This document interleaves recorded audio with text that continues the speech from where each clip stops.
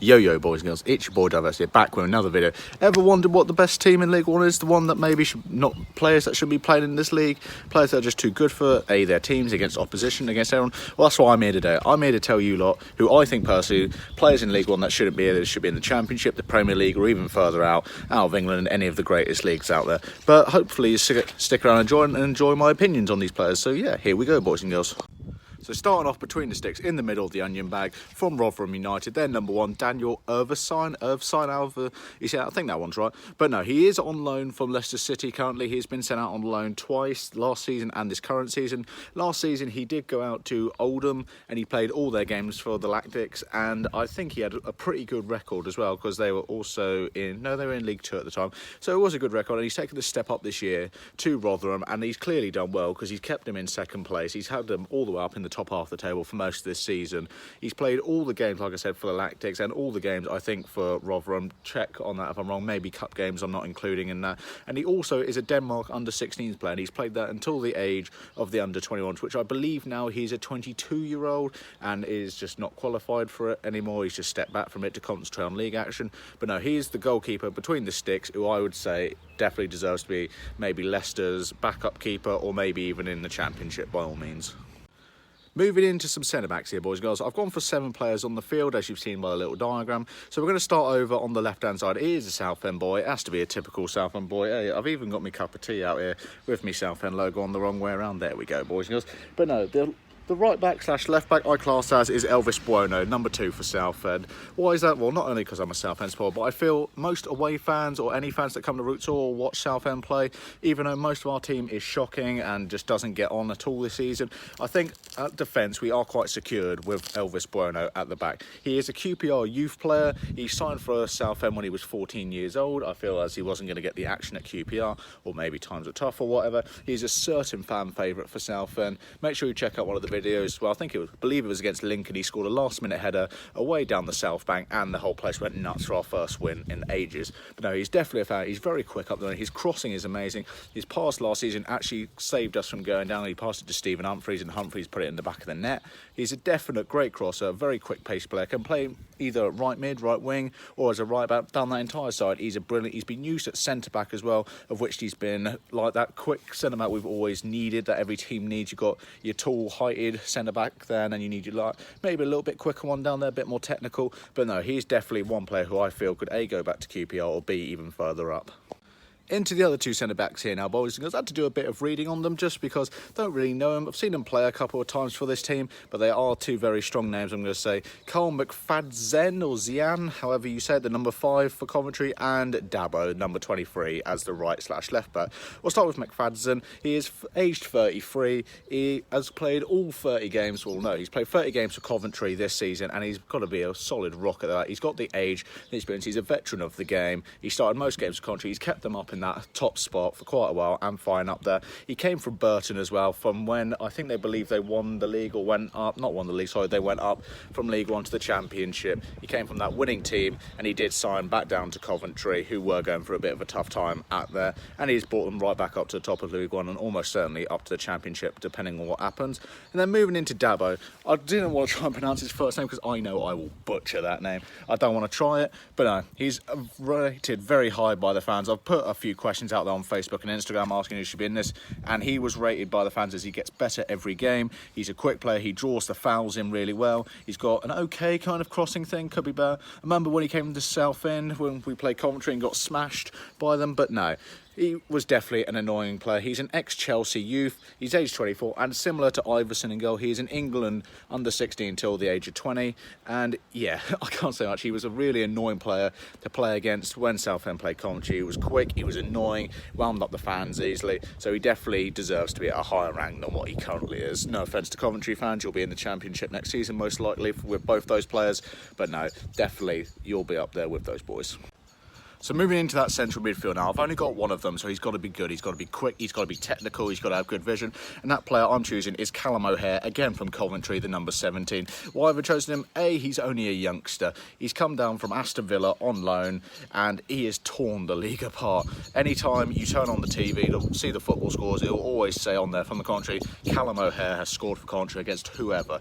He is quick, he is pacey, he is technical, his balls through are amazing. When he came to Southend, similar to Dabo, he did score a goal. Make sure you check out that video. I'll try and tag it up here or leave it in the description somewhere. Yeah, I'll try and speak it properly. But no, he was definitely one for the future, I'd say. He's only a youngster still. He's almost like a miniature Jack Grealish in my eyes. When Grealish maybe gets a bit older, maybe loses a bit of ability, I doubt he will because he's a brilliant footballer. I almost see him as a replacement for him or a miniature version of him. He's definitely got the same attributes I would carry on Grealish. And similarly, they are from the same club. So definitely I rate him as he can be with Villa next season, fighting for their spot, whether they be in the Premier League or the Championship or he goes out on loan. He's definitely a better quality than League One. Moving up to the big three now, boys and girls, the three attackers. This is what was interesting to read from everyone. They always put their strikers up there saying, my striker's better than your club. Definitely mine scored more goals. I know mine's more physical, mine's more pacey. But this was a hard choice to do, so we're going to leave the big striker till last. However, we're going to start over on the left, and that is with Ronan Curtis, the number 11 from Pompey. Yeah, we can't say much else. He came from Derry City for only 100 grand, and based on his stats, it is phenomenal. He's played 164 games, scored 40 goals in that, and most of that came for Derry City. He played over 100 games for Derry, I know that. He scored, I think it was about 28 of his goals, maybe 30 for Derry, and he was one of their youth players, like youth award players, like player of the season sort of rating, and he only got signed for 100k. Like, I don't know why no one else tried to pick him up. Many other teams probably did, but Pompey definitely got a steal there. He's only aged 24, so he's definitely still a youngster in this league, and he's a Republic of Ireland international footballer, and he has played a few games. He's not scored too many. I don't have the official stats on that, so I do apologise, but every time any team goes against him, including Southend, and I saw it in their cup match as well when he played, he was always a tricky player. His shots from outside the box, I've got to say, are ridiculous. Any time he is outside the box and he receives the ball, you always just see that maybe curling in the top corner under the bar or off the post, and he's definitely a threat, and definitely I could see him maybe in a Championship player next season if Pompey don't go up, because I don't know how long he could stay in League One as a footballer like that. He might love Pompey to bits and all that, but still, quality-wise, I could definitely see him pushing up high Championship teams, maybe even mid-table teams. So Ronan Curtis sticks at the left forward. On to the opposite side now, boys and girls. The big right forward to assist the striker and to help with the left forward is number 17 from Peterborough, Ivan Toney. It was almost, you could not leave him out of this team. His record is phenomenal. He's played altogether 220 games and he has scored 76 goals.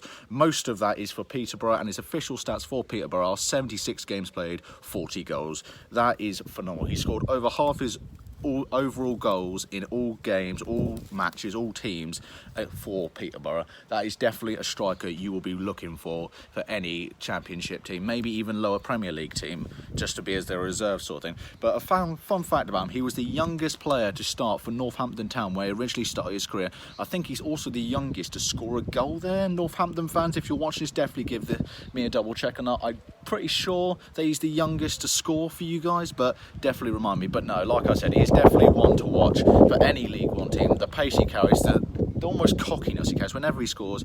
I watched a video on Fogden before when Bolton went to Peterborough and he just celebrated in front of them. They were calling him Pineapple Head, and he just laughed with it and took it on because he knows he's better maybe than this league, better than the teams in this league. So he is definitely one for the future, I can say that for sure. Into the big striker now, boys and girls, the one that everyone will fear in this league, or not even in this league, in leagues up and beyond, for instance. But no, this player is definitely a striker who turns up for the big occasions, and I think he's overlooked by quite a few people. He is the second top goal scorer in the league who scores in the quickest amount of time per game. I think his average is goal every 150 minutes in a game, so that's roughly scores at least a goal every game and a half. So this player, I feel, he's a bit old, maybe he's a bit too old to be going up Championship quality, but he is Paddy Madden from Fleetwood Town, they're number 10. He is age 30, like I said, so maybe he's a bit too old for them, but when I put the the questions out there, no one really said to me, my striker is the best. Mine is really good. Dembele for Peterborough was a really close shout because he was very good. Him and Tony together is brilliant, but if you take Tony out of the situation, is Dembele as good?